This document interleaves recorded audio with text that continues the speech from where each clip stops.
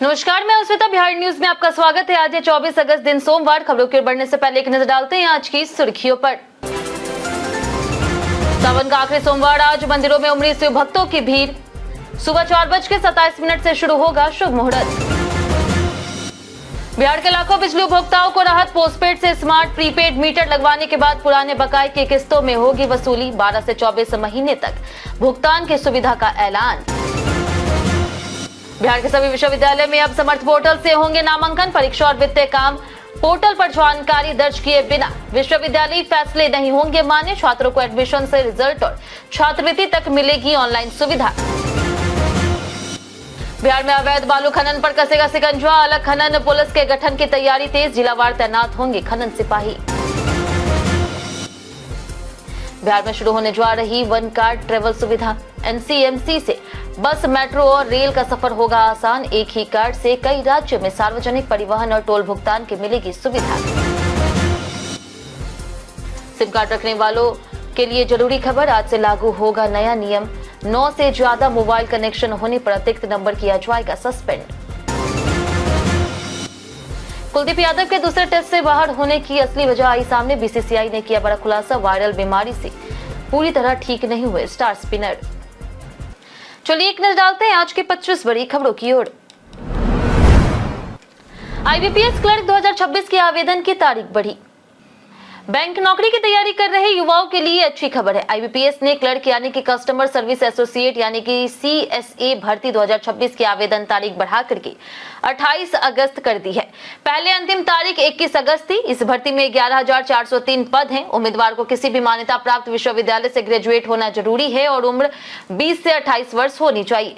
SC, ST, OBC, PWBD सहित आरक्षित वर्गों को नियम अनुसार छूट मिलेगी। कंप्यूटर ज्ञान और संबंधित राज्य की स्थानीय भाषा जरूरी है। शुल्क सामान्य ओबीसी डब्ल्यूएस के लिए 850 रुपए, जबकि एससी, एसटी, दिव्यांग, पूर्व सैनिकों के लिए 175 रुपए है। प्रीलिम्स 10 से 11 अक्टूबर, मेंस 27 दिसंबर को होगी। वहीं चयन प्रीलिम्स और मेंस के आधार पर होगा, लेकिन मेरिट मेंस अंकों से बनेगी। आवेदन ibps.in पर किया जा सकता है। अंतिम सोमवारी पर उमड़ेगा आस्था का सैलाब। जाने शुभ समय। 24 अगस्त यानी कि आज सावन का चौथा और आखिरी सोमवार है। इस मौके पर सुल्तानगंज में कांवड़ियों की भारी भीड़ उमड़ रही। शनिवार शाम तक करीब 2.37 लाख कांवड़िए बाबा धाम के लिए रवाना हो चुके थे, जबकि अंतिम सोमवारी पर 3 लाख से अधिक श्रद्धालुओं की पहुंचने का अनुमान है। सोमवार को श्रावण शुक्ल द्वादशी तिथि रहेगी और आयुष्मान योग अगले दिन सुबह 7:41 तक रहेगा। नक्षत्र रात 8:28 तक रहेगा। पूजा के लिए ब्रह्म मुहूर्त सुबह 4:27 से 5:11, अभिजीत मुहूर्त 11:57 से दोपहर 12:49 और अमृत काल दोपहर 3:07 से 4:54 तक रहेगा। सूर्योदय 5:55 से और सूर्यास्त 6:52 पर होगा। अंतिम सोमवारी पर शिव भक्त इन शुभ मुहूर्तों में पूजा अभिषेक कर सकते हैं। यहाँ बताई गई किसी भी जानकारी पर अमल करने से पहले संबंधित विशेषज्ञों की सलाह अवश्य लें। बिहार के विश्वविद्यालय में अब समर्थ पोर्टल से होंगे सभी काम। बिहार के सभी विश्वविद्यालयों के लिए समर्थ पोर्टल का इस्तेमाल अनिवार्य कर दिया गया। कुलपतियों को निर्देश दिया गया है कि छात्रों के नामांकन, शैक्षणिक सत्र, परीक्षा और वित्तीय कार्यों से जुड़ी सभी जानकारी पोर्टल पर उपलब्ध करवाएं। पोर्टल पर सूचना दर्ज किए बिना लिए गए विश्वविद्यालय निर्णय मान्य नहीं होंगे। इससे शैक्षिक और प्रशासनिक गतिविधियों में पारदर्शिता आएगी और सभी जानकारी एक जगह पर उपलब्ध होगी। पहले विश्वविद्यालय अलग अलग सॉफ्टवेयर विकसित करने पर एजेंसियों को 10 से 15 करोड़ रुपए तक खर्च करते थे, लेकिन केंद्रीय डिजिटल व्यवस्था से खर्च कम होगा। छात्रों को एडमिशन, परीक्षा फॉर्म, एडमिट कार्ड, रिजल्ट, शुल्क और छात्रवृत्ति की जानकारी मिलेगी। डिग्री सत्यापन, माइग्रेशन, वेतन और कर्मचारियों की सेवा संबंधित जानकारी भी पोर्टल पर उपलब्ध रहेगी।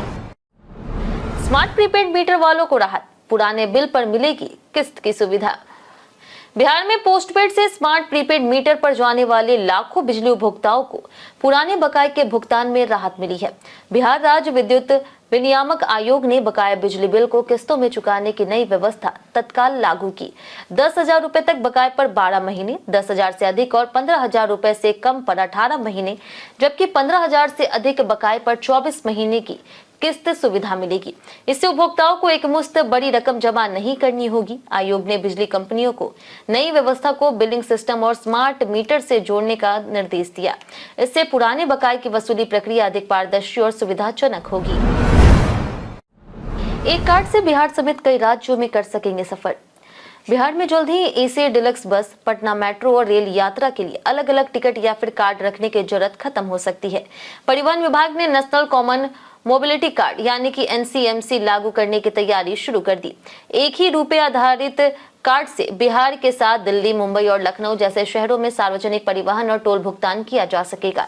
कार्ड को मशीन पर टच कर डिजिटल भुगतान और यूपीआई से रिचार्ज किया जा सकेगा। इसके अलावा विभाग वेयर इज माई बस ऐप विकसित करेगा, जिससे यात्री बस की लाइव लोकेशन और पहुंचने का अनुमानित समय देख सकेंगे। लाइव ट्रैकिंग से बस अड्डों पर भीड़ घटेगी और यात्री और परिजनों का समय बचेगा। बिहार के गांव में 15,000 डाक सेवक करेंगे नेटवर्क सर्वे।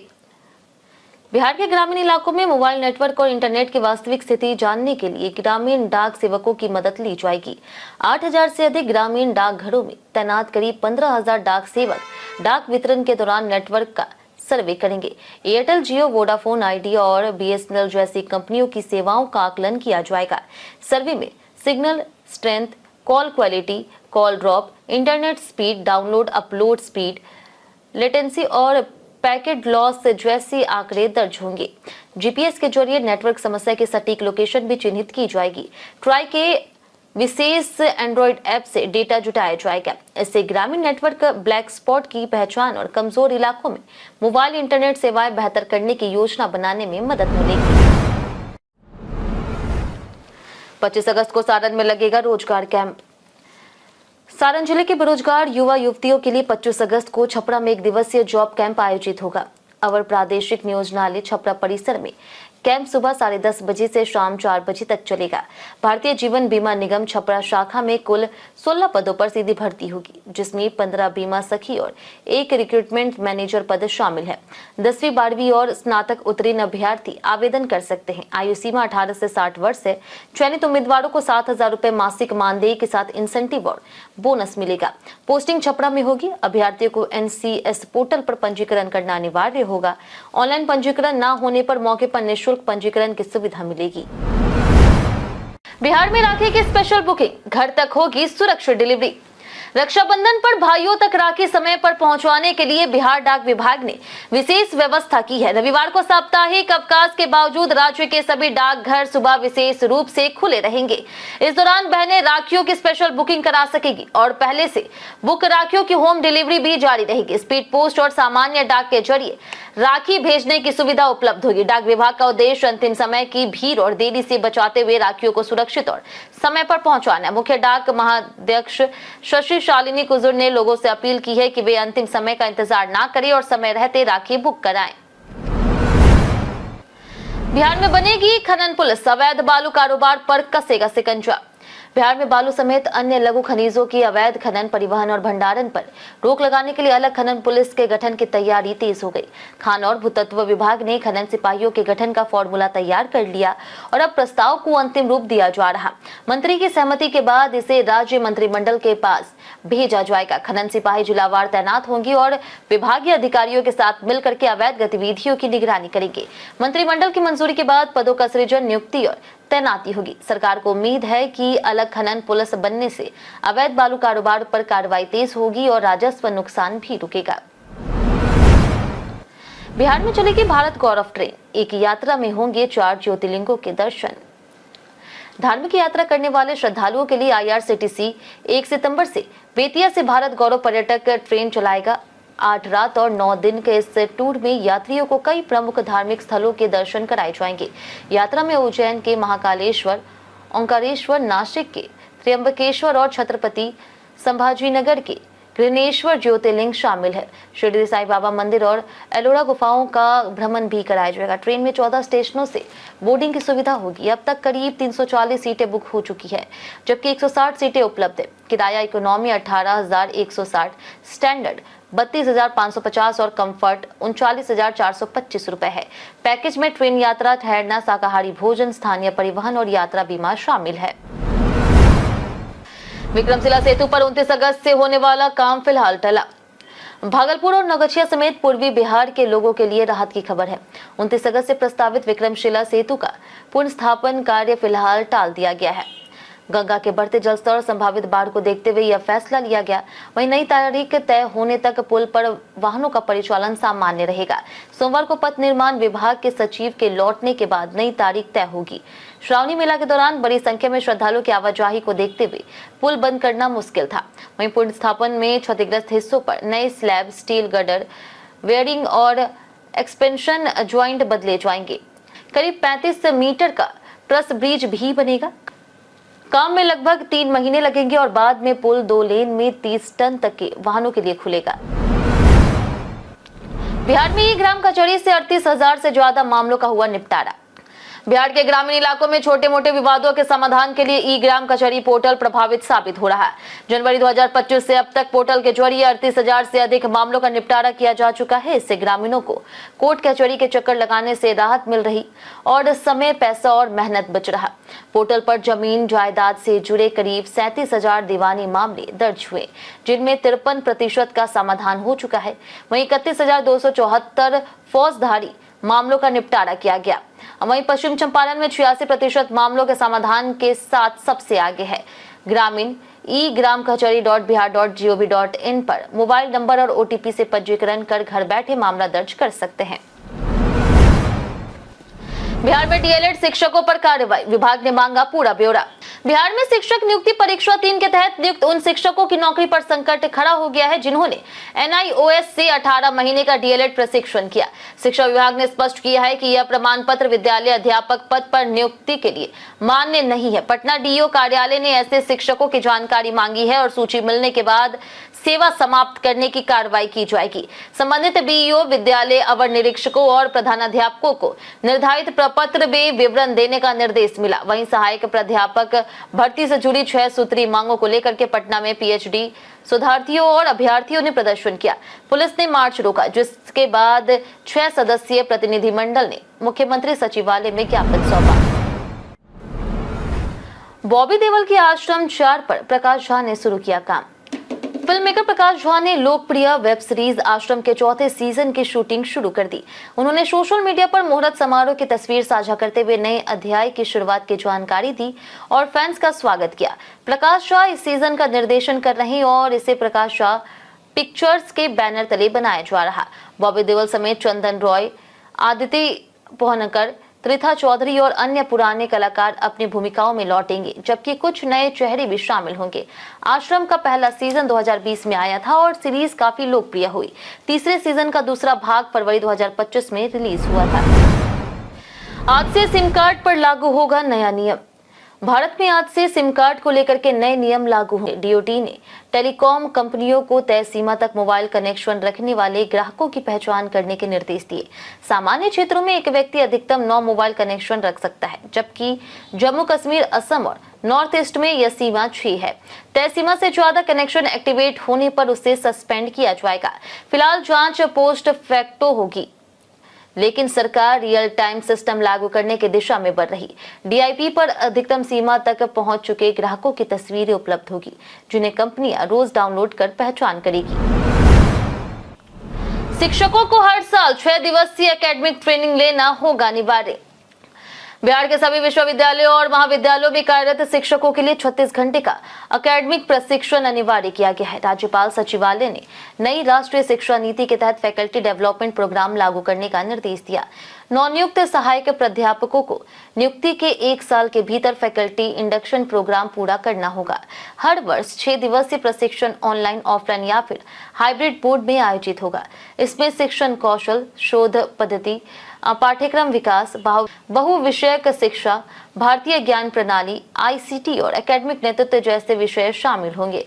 प्रशिक्षण में भाग लेने पर ड्यूटी लीव और प्रमाण पत्र मिलेगा, जो करियर एडवांसमेंट और API स्कोर में मान्य होगा। इसका उद्देश्य उच्च शिक्षा की गुणवत्ता, अनुसंधान और शिक्षण क्षमता सुधारना है।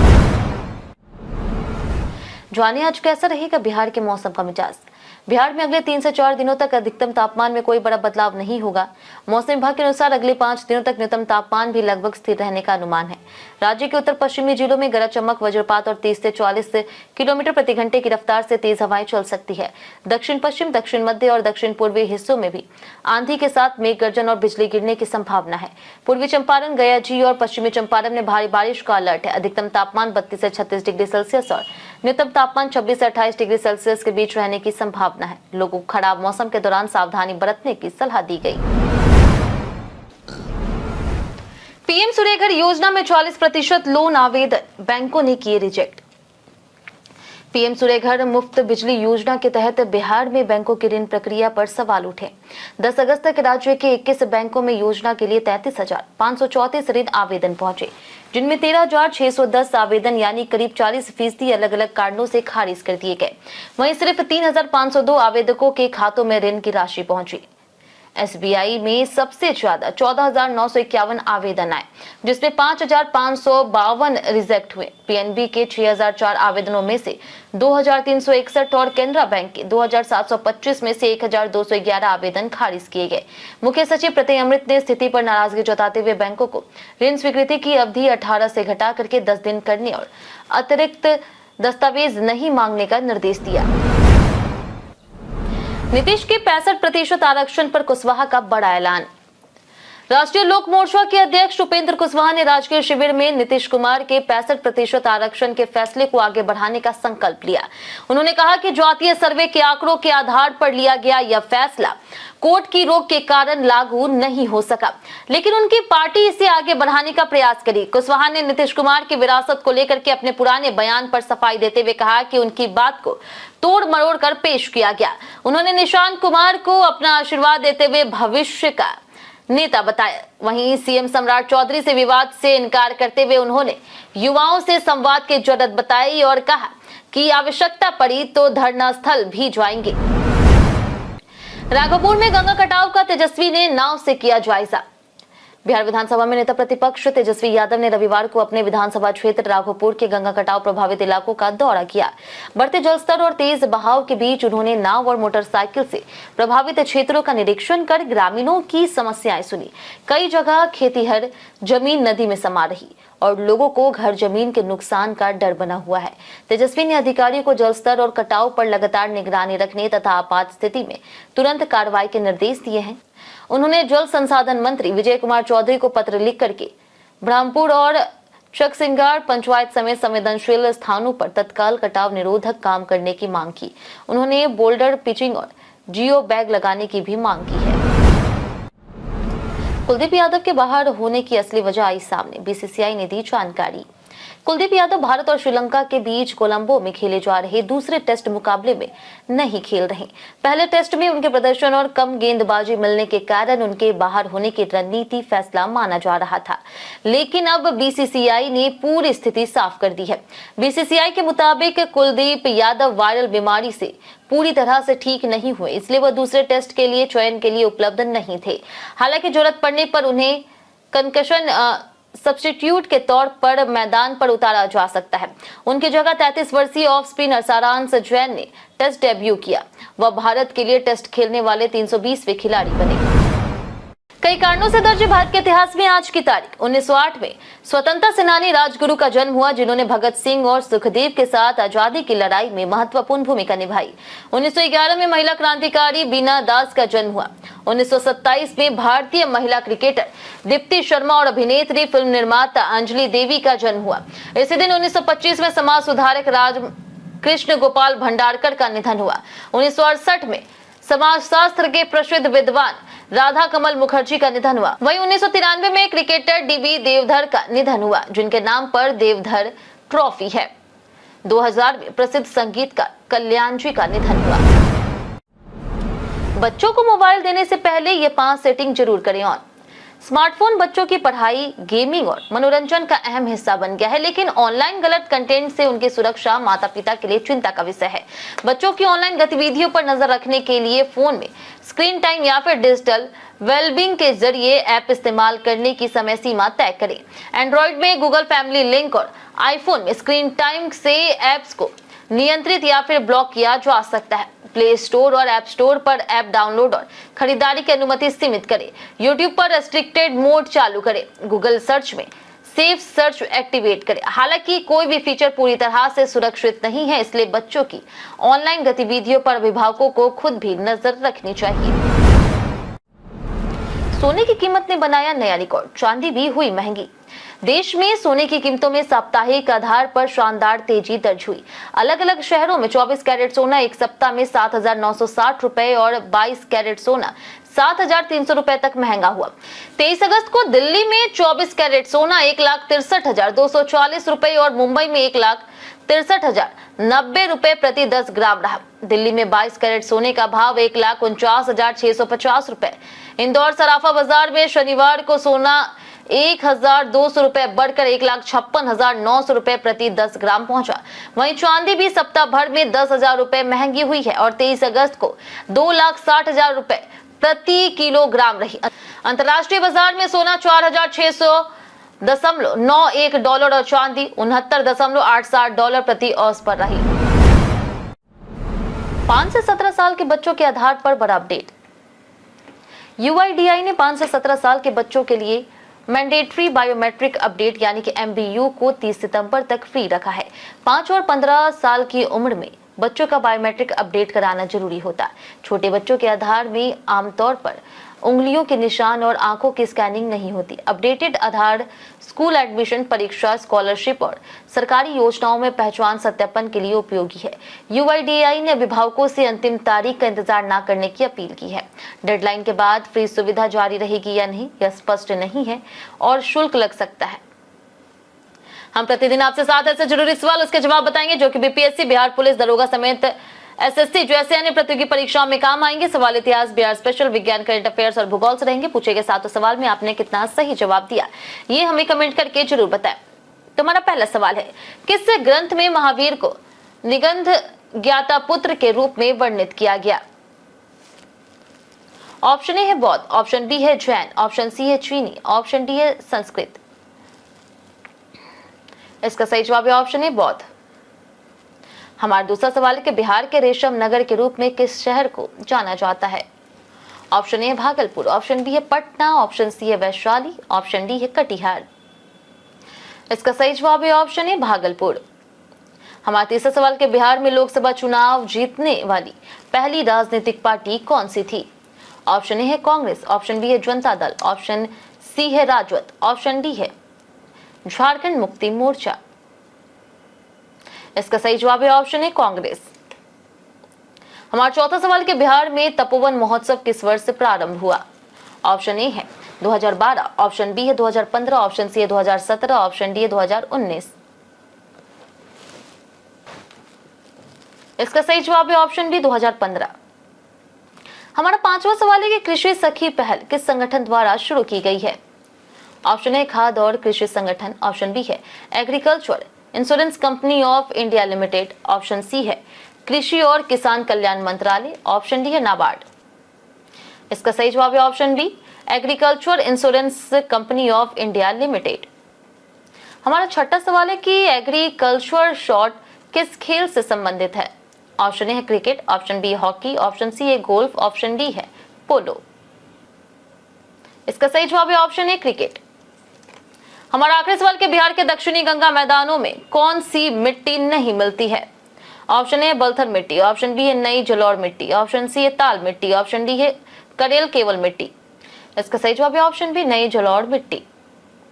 बीते दिन हमारे द्वारा पूछे गए सवाल का जवाब आप लोगों में से बहुत लोगों ने हमारे कमेंट बॉक्स सेक्शन में लिख कर दिया है। जिन्होंने हमारे द्वारा पूछे गए सवाल का जवाब दिया उनके नाम है रोशन कुमार, मनोज झा, पंचनंद सिंह, जितेंद्र ठाकुर, विनोद शाह, सोनम कुमार, पंकज राज, राम प्रवेश यादव, चंदन कुमार, उमाशंकर कुमार, राहुल कुमार, सभ्या झा, राजीव कुमार, राम बाबू दास, राजकुमार यादव, पंकज कुमार, नरेश कुमार, गोपाल सिंह, सूरज कुमार, अनवर करीम खान, प्रमोद कुमार, श्वेता राय, रवि पूजा, राजेंद्र ताती, विनोद कुमार, रामकिशोर महतो, योगेंद्र कुमार, संजीव कुमार, अमर कुमार, श्याम नंदन चौधरी, ओमकार सिंह, संजय कुमार, धर्मेंद्र कुमार, विजय घायल, शंकर कुमार, प्रदीप यादव, किरण कुमार, गीता देवी, धनंजय कुमार, नौशाद रजा, शिव शक्ति, हरेंद्र सिंह, गुड्डू कुमारी, मंटू सोनी, गुड्डू कुमार, बाबूलाल मरांडी, मुन्ना प्रसाद, सोनू कुमार, कृष्णा प्रसाद, परवेज वारसी, राकेश मिश्रा, और राजीव राय।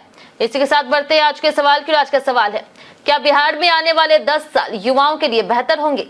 आप अपना जवाब हमें हमारे कमेंट सेक्शन में लिखकर जरूर बताएं। आज के लिए इतना ही। बिहार की तमाम खबरों के साथ बने रहने के लिए देखते रहिए बिहारी न्यूज, और साथ ही अगर आप यूट्यूब चैनल पर देखें, चैनल को सब्सक्राइब कर दें, और अगर आप फेसबुक पेज पर देख रहे हैं तो लाइक और फॉलो जरूर करें।